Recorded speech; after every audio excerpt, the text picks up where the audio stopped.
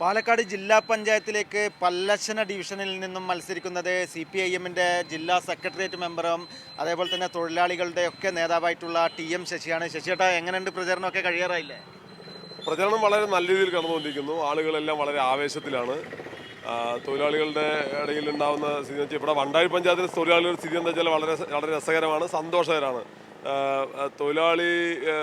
ചുമട്ടുതൊഴിലാളി union unit secretary സഖാവ് രാധാകൃഷ്ണൻ അവിടെ പിന്നെ 10ാം വാർഡിൽ നെല്ലിക്കോട് സ്ഥാനാർത്ഥിയാണ്. മറ്റേ ചുമട്ടുതൊഴിലാളി യൂണിയൻ പഞ്ചായത്ത് പ്രസിഡന്റാണ് സഖാവ് വേലിക്കുട്ടി ഇവിടുന്ന് ബ്ലോക്ക് പഞ്ചായത്ത് ഇതാണ്. ഞാൻ എൻ്റെ ചുമട്ടുതൊഴിലാളി യൂണിയൻ ജില്ലാ പ്രസിഡന്റാണ്. അപ്പോൾ തൊഴിലാളികൾ നമ്മുടെ ഒരു സ്ഥാനാർത്ഥി, ഇടതുപക്ഷത്തിൻ്റെ സ്ഥാനാർത്ഥി വെച്ചാൽ അറിയാലോ, ചെറുപ്പക്കാർ, വിദ്യാർത്ഥിനികൾ, അതുപോലെ തന്നെ തൊഴിലാളികൾ, പിന്നെ വനിതകൾ തുടങ്ങി ആബാലവൃന്ദം ആളുകളെയും പ്രതിനിധീകരിച്ചുകൊണ്ട് വളരെ സ്വീകാര്യമായ സ്ഥാനാർത്ഥി ലിസ്റ്റുകളാണ്. പൊതുവേ കേരളത്തിലാകെ വണ്ടാഴി പഞ്ചായത്തിലും അങ്ങനെ തന്നെയാണ്, ഈ ഡിവിഷനിലാകെ അങ്ങനെയാണ്. അതിനൊരു മെച്ചം താഴെ എല്ലായിടത്തും ഉണ്ട്. തൊഴിലാളികൾ ആവേശത്തിലാണ്, ജനങ്ങൾ ആവേശത്തിലാണ്.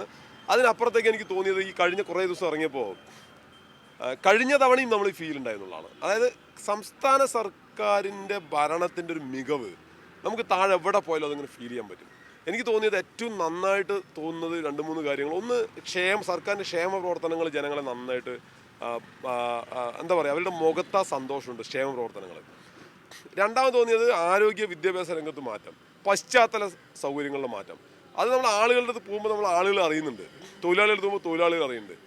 പെൻഷൻ്റെയൊക്കെ വർധനവ് ഈ തൊഴിലുറപ്പ് കേന്ദ്രങ്ങളിലൊക്കെ പോകുമ്പോൾ അവരുടെ മുഖത്താ സന്തോഷം മാറുന്നേ ഇല്ല എന്നുള്ളതാണ്. അപ്പോൾ അങ്ങനെയുള്ളൊരു സർക്കാരിന് പിന്തുണ കൊടുക്കുക, അതിന് കരുത്ത് കൊടുക്കുക എന്നുള്ളത് ജനങ്ങൾ തീരുമാനിച്ച് വെച്ചിരിക്കുകയാണ്. ഇപ്പോൾ ഇന്നിപ്പോൾ അവിടെ ആ മേഖലയിൽ നിന്ന് തെരഞ്ഞെടുപ്പ് നടക്കുകയാണ്.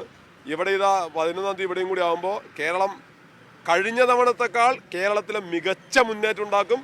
ഈ മേഖലയിലും ജില്ലയിലും അതിൻ്റെ ഒട്ടും കുറവ് വരത്തില്ല.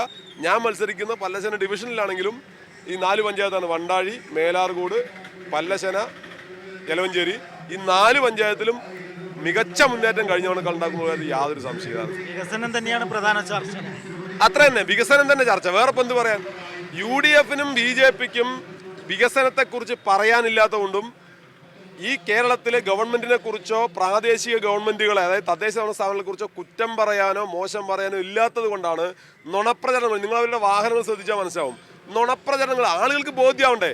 ഞാനിപ്പോൾ ഇങ്ങനെ കേൾക്കുകയാണ്, ഞാൻ അത്ഭുതപ്പെട്ടു. ഇവർ എന്തുകൊണ്ടാണ് കേരളത്തിൽ ക്ലച്ച് പിടിക്കാത്ത മനസ്സിലായി. നമ്മളിപ്പോൾ വരുമ്പോൾ നിങ്ങൾ ശ്രദ്ധിച്ചിട്ടുണ്ടാവും, BJP-യുടെ പ്രചരണ വാഹനത്തിലൊരു വാചകം, കേരള രൂപീകൃതമായി ഈ പതിറ്റാണ്ടുകളായിട്ടും ഇപ്പോഴും കേരളം കിടക്കുന്നുണ്ടില്ലേന്ന്.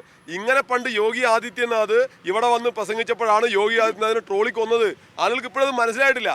ഈ രാജ്യത്തെ ഏറ്റവും മികച്ച ജീവിത നിലവാരം പുലർത്തുന്ന കേരളത്തിൽ വന്നിട്ട് മൈക്ക് അനൗൺസ്മെൻ്റാണ് കേരളം കിടക്കുന്നത് കണ്ടില്ലേ പറഞ്ഞാൽ ഈ ധാരണയില്ലായ്മയും ഈ എന്താ പറയുക, ആളുകൾക്ക് ബോധ്യമില്ലാത്ത കാര്യങ്ങളുടെ പ്രചരണവുമാണ് BJP എവിടെയും ക്ലച്ച് പിടിക്കുകയാണെങ്കിൽ. യാഥാർത്ഥ്യങ്ങൾ പറയട്ടെ, വികസനത്തെക്കുറിച്ച് പറയട്ടെ. കേരളത്തിൻ്റെ വികസനം എന്നത് ലോകത്തിന് മാതൃകയാണ്, രാജ്യത്തിന് അത്ഭുതമാണ്. അതുകൊണ്ട് ഒരു നിലയിലും പുറകോട്ട് പോകാനുള്ള ഒരു സാഹചര്യം ഇന്ന് കേരളത്തിലില്ല എന്നതാണ് വസ്തുത. തീർച്ചയായും വികസനവും രാഷ്ട്രീയവും പറഞ്ഞുകൊണ്ട് തന്നെയാണ് TM ശശിയുടെ പ്രചരണവും മുന്നേറുന്നത്. വിജയാശംസകൾ നേരുന്നു. സന്തോഷം.